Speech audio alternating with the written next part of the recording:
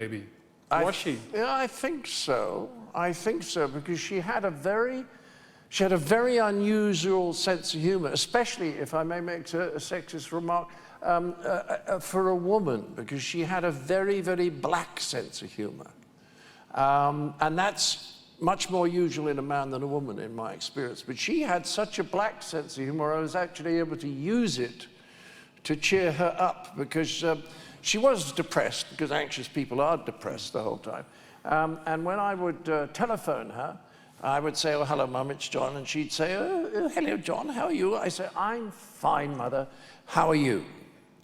And she would always say, with a sort of a hint of surprise, she would say, "Well, I've been just a little bit down this week." And I don't know why she was surprised, because she was a little bit down this week for 50 fucking years.